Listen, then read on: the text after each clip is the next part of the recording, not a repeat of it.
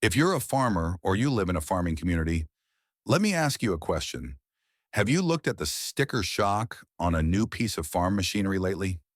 It's not just your imagination. That feeling in your gut is real. According to data from the USDA and various farm journals, the price of new and even used farm equipment has skyrocketed over the last few years. We're talking 30, 40, sometimes 50% increases. It's a cost that makes it harder to plant, harder to harvest, and harder to make a living. But here is the bitter irony. This is all happening at the exact same time we were promised an American manufacturing renaissance. We were told that tough trade policies, the tariffs, the trade war, was all designed to bring American jobs back to American shores. It was supposed to protect icons, companies that are woven into the very fabric of this country, companies like John Deere. But here is the hard, cold fact, the fact that isn't being discussed enough on the nightly news. John Deere isn't just adding jobs in America. In some of its most critical areas, it is moving them. And it's not moving them to Asia or some far-flung continent.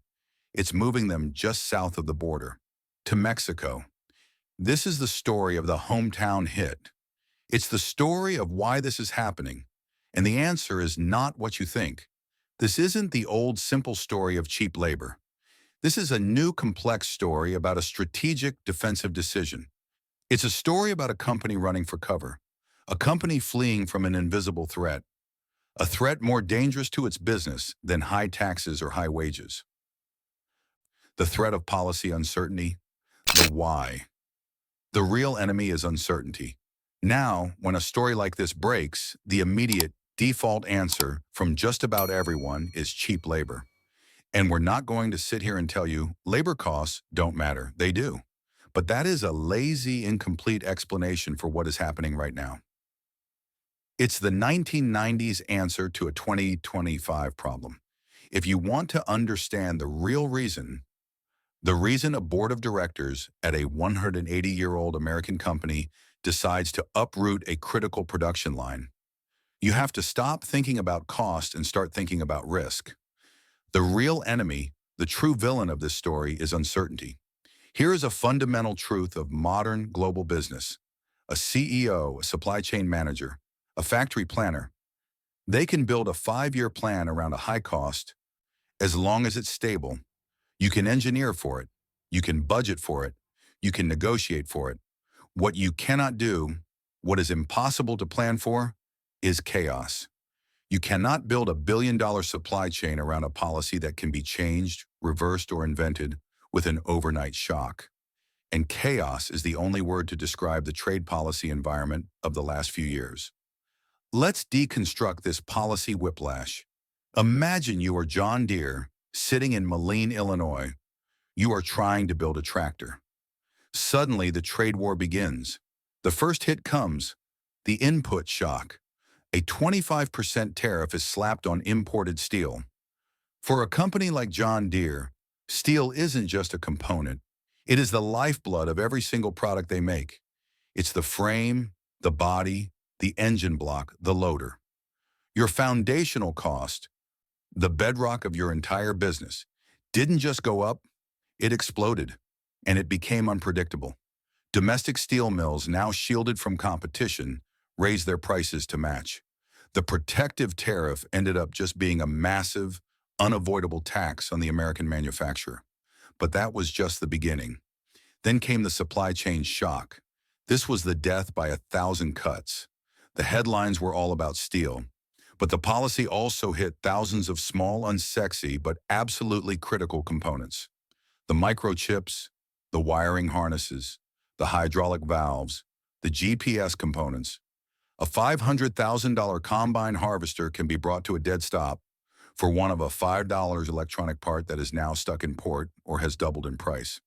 This is the instability, Site 1318, that executives talk about. The supply chain, once a finely tuned machine, was now a daily gamble.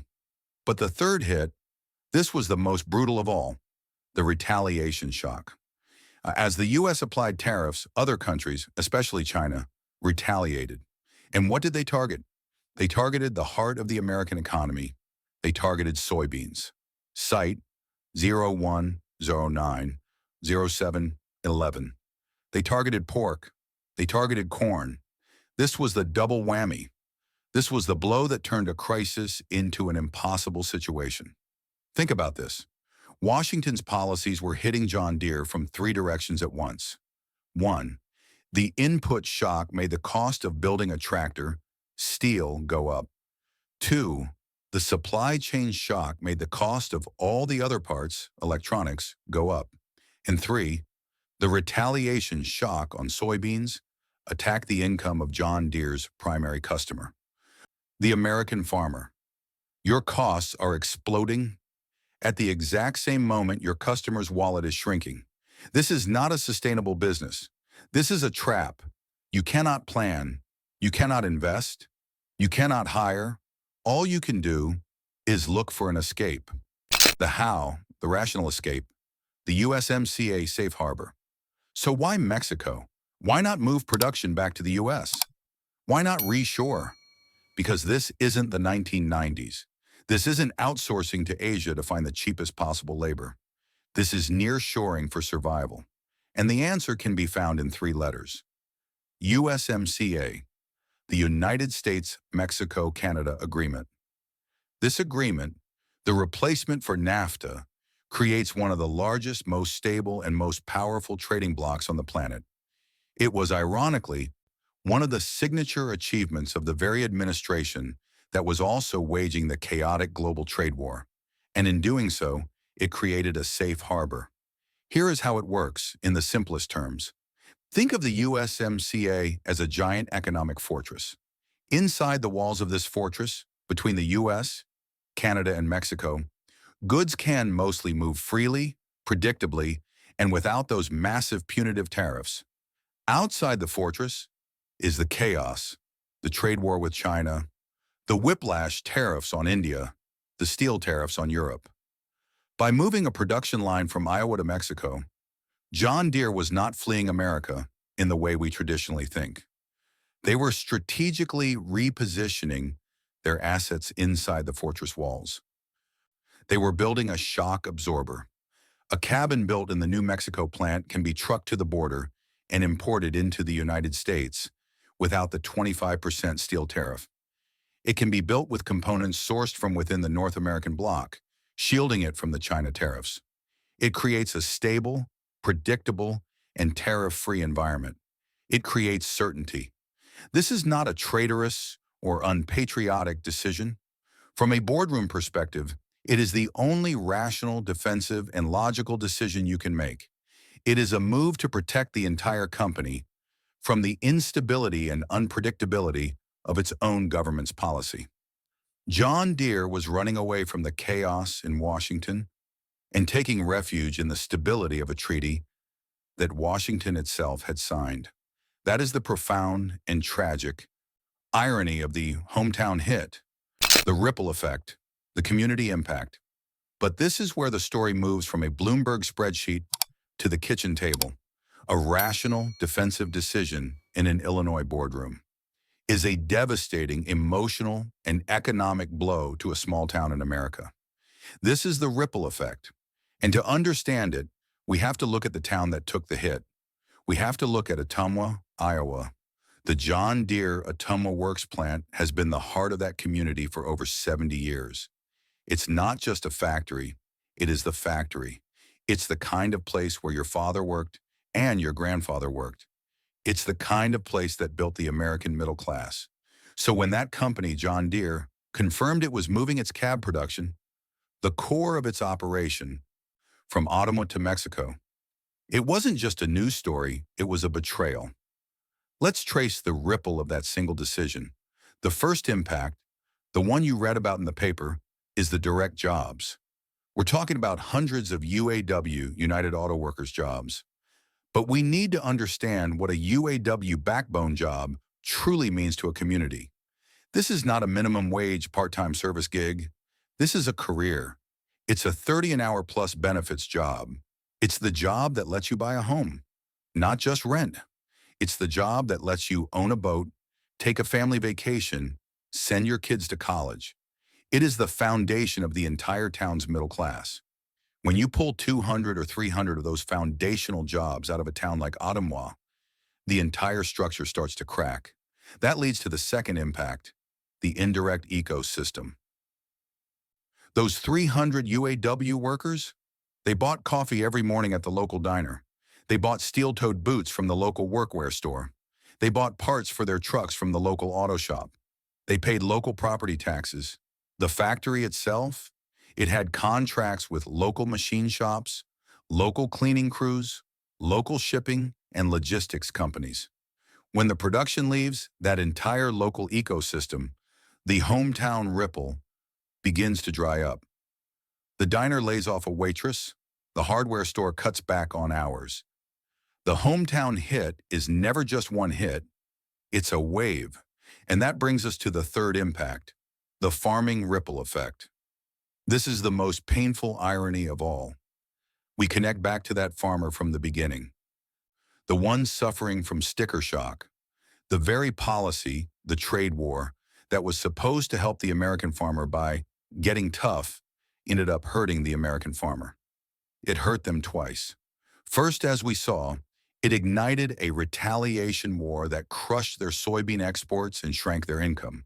And second, it created the very instability that forced John Deere to move, which in turn raises the long-term cost and complexity of the very machines they need to survive. The farmer in Iowa is now paying more money for a tractor.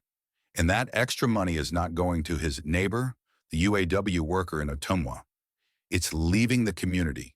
It's leaving the state. It's going south of the border. All because of a chaotic, unpredictable policy that was sold as America First. This isn't just an economic loss.